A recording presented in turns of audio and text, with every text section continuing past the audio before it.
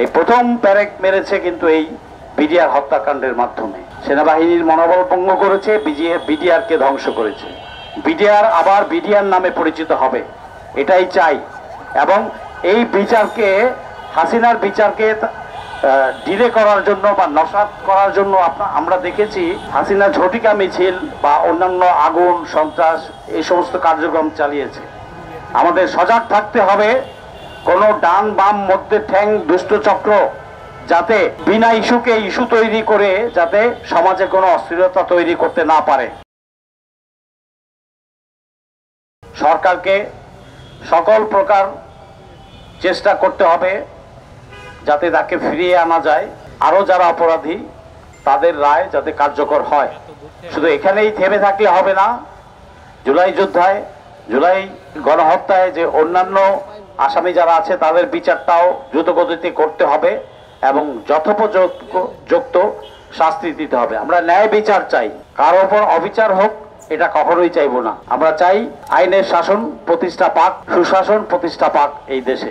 অপরাধীদের যদি বিচার না করা হয় তাহলে এটা চলতেই থাকবে, আইনের শাসন কখনোই আসবে না, এই দেশ শান্তির মুখ দেখবে না।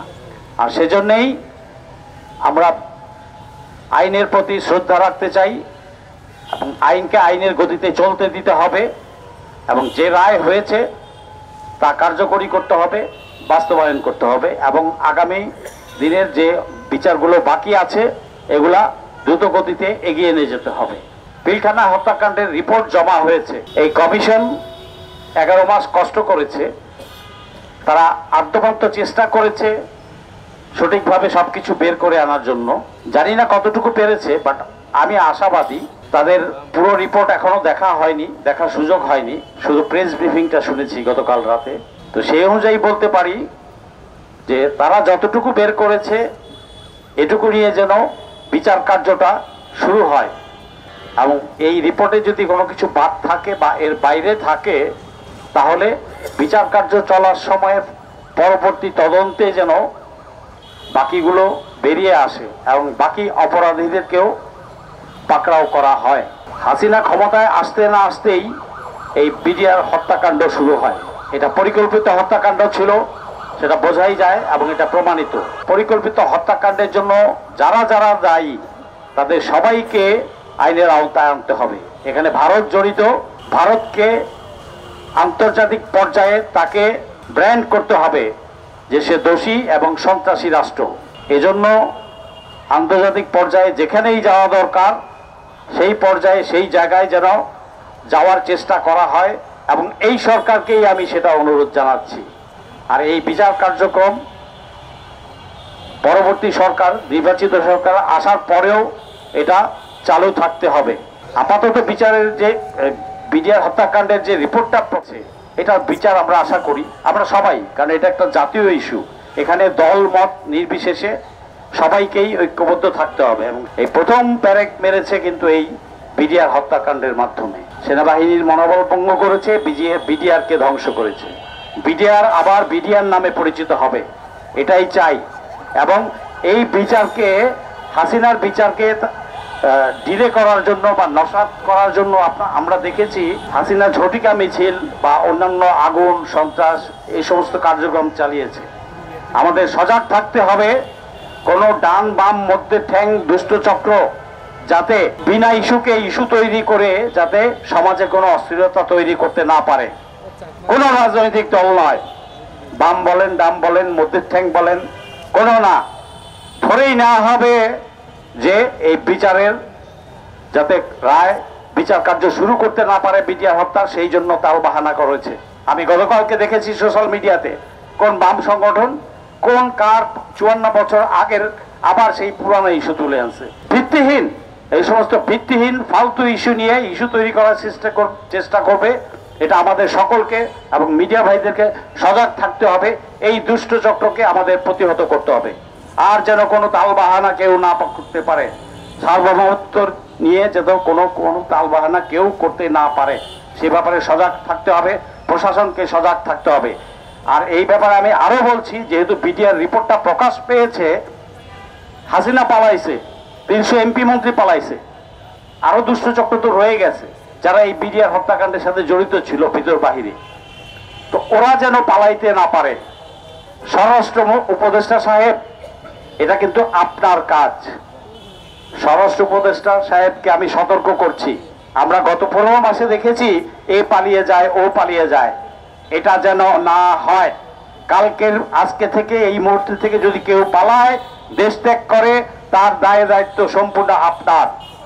আইন উপদেষ্টা এবং আইসিটিকে বলছি, বিচার কার্যের জন্য যা যা শুরু করার জন্য যা যা করণীয় তা অতি দ্রুত পদক্ষেপ গ্রহণ করুন। এই বিচারে, বিডিআর হত্যার বিচার ব্যাপারে সকলকে ঐক্যবদ্ধ থাকতে হবে। এটা জাতীয় ইস্যু, এটা কোনো দলের, রাজনৈতিক দলের ইস্যু না। অতএব এই ব্যাপারে দ্বিমত থাকার কোনো সুযোগ নাই, এটাকে নস্যাৎ করার কোনো সুযোগ নাই। যেই বিভিন্ন ছুতা বা ইস্যুতে নস্যাৎ করার চেষ্টা করবে, আমরা কনফার্ম ধরে নেব সে এই বিচার চায় না, সে জাতির শত্রু, সার্বভৌমত্বের শত্রু। অতএব তাদেরকে আমরা রুখে দিব। আপনারা দেখবেন আগামী 2-3 দিনের মধ্যেই শুরু হবে, কেউ না কেউ ডান বাম মধ্যে ঠ্যাং কেউ না কেউ শুরু করবে 2-4টা মিছিল মিটিং। অতএব সাবধান, তাকে অ্যারেস্ট করুন। changetv.press, এক ফোঁটা হলুদ নেই।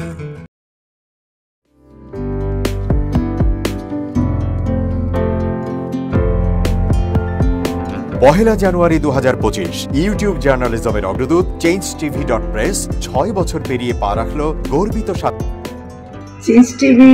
তো আমি তাদেরকে আমার অসংখ্য শুভেচ্ছা জানাচ্ছি, কারণ তারা যে ভূমিকা রেখেছে এই সময়, একটা কঠিন সময় ছিল, সেটাতে যেমন ভূমিকা রেখেছে, এমনকি 5ই আগস্টের পরে নতুন বাংলাদেশেও তারা তাদের সেই তীক্ষ্ণ একটা সমালোচনামূলক এবং যেটাকে আমি গঠনমূলক বলবো সেরকম একটা ভূমিকা রাখছেন। তো সেক্ষেত্রে আমরা মনে করি যে এই ভূমিকা আমাদের দরকার, আমরা চাই এটা থাকুক এবং আরও যেন সমৃদ্ধ হয়। নতুন বাংলাদেশ নির্মাণে আমরা চাই যে চেঞ্জ টিভি যে সমালোচনাগুলো করছে বা যেগুলো আমরা তুলে ধরছেন, সেটা এমন করে করবেন যেন আমরা সেখান থেকে শিখতে পারি এবং সবাই মিলে যেন আমরা নতুন বাংলাদেশকে সত্যিকার অর্থে বৈষম্য বিহীন একটা সমাজ গড়ে তুলতে পারি, সেটা আপনারা সহজ চেষ্টা করুন। changetv.press, এক ফোঁটা হলুদ নেই।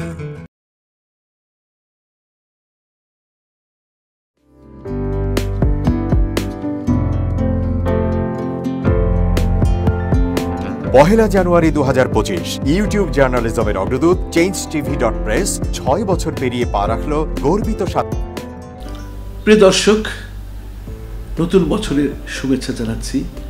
অনেক ঐতিহাসিক ঘটনা 2024-এ ঘটে গেল। আমরা নতুন করে স্বাধীন হলাম, ফ্যাসিস্টের পতন হলো, জুলাই আগস্টের বিপ্লবের শহীদদের প্রতি জানাই আমার স্যালুট। সাথে সাথে চেঞ্জ টিভিকে জানাই আমার অন্তরস্থল থেকে ধন্যবাদ এবং শুভেচ্ছা। চেঞ্জ টিভি 6ষ্ঠ বছর শেষ করে 7ম বছরে পদার্পণ করতে যাচ্ছে। এই সুন্দর মাহেন্দ্রের ক্ষণে চেঞ্জ টিভিকে ধন্যবাদ এবং চেঞ্জ টিভির অগণিত দর্শকদের রইল নতুন বছরের শুভকামনা।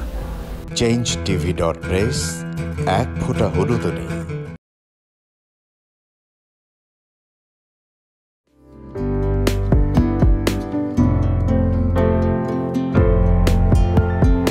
পহেলা জানুয়ারি 2025 ইউটিউব জার্নালিজমের অগ্রদূত changetv.press 6 বছর পেরিয়ে পা রাখলো গর্বিত চেঞ্জ টিভি গণতন্ত্র, ভোটাধিকার, আইনের শাসন এবং মুক্ত সাংবাদিকতা প্রতিষ্ঠায় দীর্ঘদিন যাবৎ কাজ করে যাচ্ছে।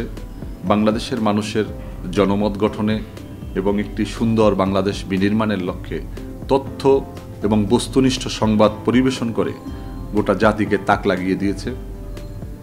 এক ফোঁটা হলুদও নেই, এই স্লোগান নিয়ে কোনো প্রতিষ্ঠান, কোনো সংবাদপত্র এবং কোনো মিডিয়া কাজ করছে বলে আমার জানা নেই। এবং বস্তুনিষ্ঠ সংবাদই যাদের প্রেরণা, যাদের একদল বস্তুনিষ্ঠ সংবাদকর্মী নিরলসভাবে একটা সুন্দর বাংলাদেশ গড়ার জন্য ক্ষুধা, দারিদ্র্যমুক্ত, শোষণমুক্ত, ইনসাফ ভিত্তিক একটা কল্যাণ রাষ্ট্র প্রতিষ্ঠার জন্য নিরলসভাবে কাজ করে যাচ্ছে। তার নাম হচ্ছে চেঞ্জ টিভি। বাংলাদেশ লেবার পার্টির পক্ষ থেকে আমি চেঞ্জ টিভির দর্শক, শ্রোতা এবং কলাকুশলী, বিজ্ঞাপনদাতা সবাইকে জানাই আন্তরিক শুভেচ্ছা, অভিনন্দন। 6টি বছর খুব বেশি নয়, 6টি মাস বা বছর একটা শিশু বয়স থাকে। এই শিশু বয়সে চেঞ্জ টিভি যা অর্জন করেছে তা কৈশোরে গিয়ে হয়তো আরও অনেক অনেক বড় আকারে ধারণ করবে। আমি বিশ্বাস করি যে বাংলাদেশের চেঞ্জ টিভি শুধু অনলাইন ভিত্তিক নয়, এটাকে আমরা স্যাটেলাইট হিসাবে দেখতে চাই। বাংলাদেশের মানুষ এই চেঞ্জ টিভির মাধ্যমে আরেকটি স্বপ্নকে তারা বাস্তবায়নের দিকে এগিয়ে যাবে। changetv.press, এক ফোঁটা হলুদ নেই।